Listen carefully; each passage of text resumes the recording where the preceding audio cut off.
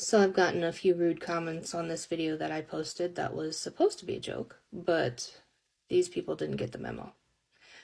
The COs got it, and the police officers got it, but these fools didn't get it, which leads me to assume that they're stupid.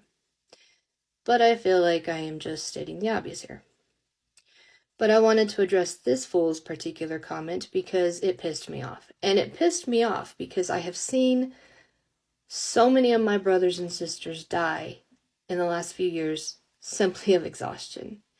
And what I mean is, because of COVID, we've been very short-staffed.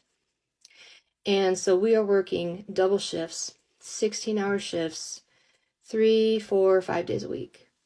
And what's happening is these people are getting in their cars and driving home dog-ass tired, and they get in an accident and they die.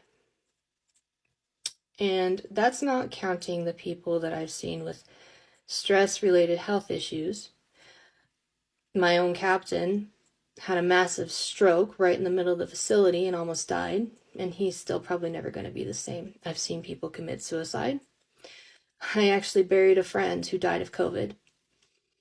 And what kills me about that, more than anything, is that he had retired. I mean, he was in the hospital on the day he was supposed to retire, and then he died the next day.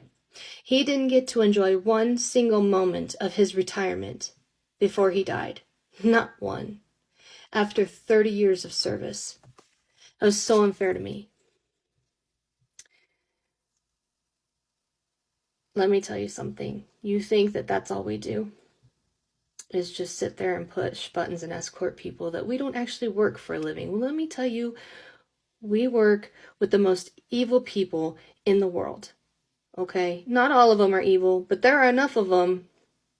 We see the most despicable things, the darkness, the evil, day in and day out. There is a reason that we have one of the highest suicide rates for any career in this country. Why we also have one of the highest alcoholism and substance abuse rates. There's a reason. When you're faced with evil day in and day out, it takes its toll on you, physically and mentally. And if you don't get that, I don't know what to tell you. But I'm going to go through it's just some of the things that we do, since you think that it's just two things that we do. Well, pushing buttons, that's part of control center's job. It's not their only job, though. Apart from answering the phones, they report to the shift commander. They manage the safety and security of the facility. They hand out equipment. They manage emergencies.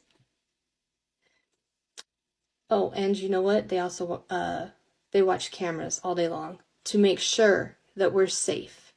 It's their job to know where we are at any given moment. That way we all get to go home at night to our families.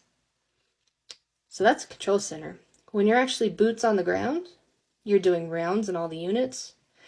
If you're working in a housing unit, all you do is sit there and run around for the offenders all day because they need a new pair of boots, or they need this, they need that, they need a laundry kite, they need you to open the janitor closet for them. And where's their canteen? Oh my God, where's my canteen? It should have been here by now. And God help you if it's if they have ordered catalog. I mean, that's just some of the stuff. But you know what else we have to deal with? Especially at like my facility, which is a mental health facility. We have to do restraint checks, which is when an offender gets put in ambulatory restraints or the 4-point bed because they're self-harming or they're hurting other people, or both, usually both. And then sometimes they unalive themselves. And usually they'll do it by hanging. And so we have to go in there and physically cut them down and try and resuscitate them. Do you have to do that at your job? I'm willing to bet you don't. I have seen so many people, well, not so many, I shouldn't say that, but I have seen enough people either unalive themselves or have a massive heart attack or something, and our officers have to jump in and try and save their life. But no, we just sit on our asses all day and just push buttons.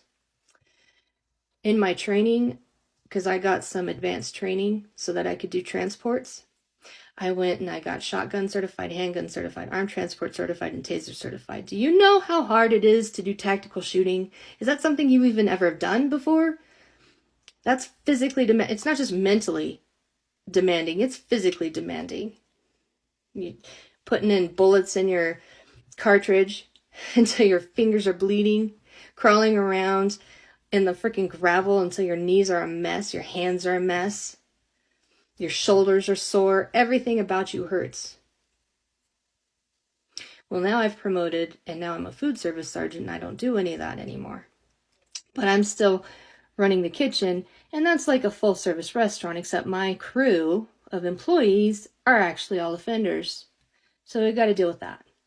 And in addition to all of these things, no matter what position an officer is in the facility, we also have to be a counselor too, because that's the direction this country's going, which I don't disagree with, but we do have to do something that's not exactly something we've ever been trained to do. We're not counselors. We didn't go to school for that. Most of us, anyway.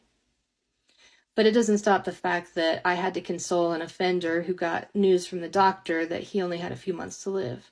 And it didn't stop me from consoling a woman the other night who, one of my employees, her son had been shot 3 times. Once in the chest. He was in critical condition at the hospital on life support. I had to console her. Do you know how emotionally taxing that is for me? To want to be able to give somebody a reassuring hug and can't? To not know what to say? You know, just because they're offenders doesn't mean I've lost the ability to care about them. Because not all of them are evil. But that leads me to the next part of my bit, which is, do you have to fight with physically fight with offenders when counseling, when your words fail? Because I have been attacked and spit on and had things thrown at me, thrown on me. I had an offender break my back. Now that is the worst injury I've ever gotten in my job. But it's not the only one, and I'm not the only one that's ever happened to. I've had people, just recently, one of my friends, he got bludgeoned on the head with a handcuff.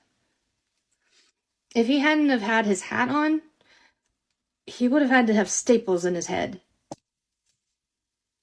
Do you have to worry about that at your job? Because I'm willing to bet you don't. I'm willing to bet you have never been clotheslined like a flippin' football player by an angry offender who got told no. So, but we deal with that. So it's far more than just sitting on our ass. So while my video was meant to be a joke, it does highlight some very real issues. We are tired, and we have very good reason to be tired. We don't owe you an explanation, but I gave it to you regardless. Maybe think before you speak next time. Maybe try to restrain the ignorant comments next time. Have the day you deserve.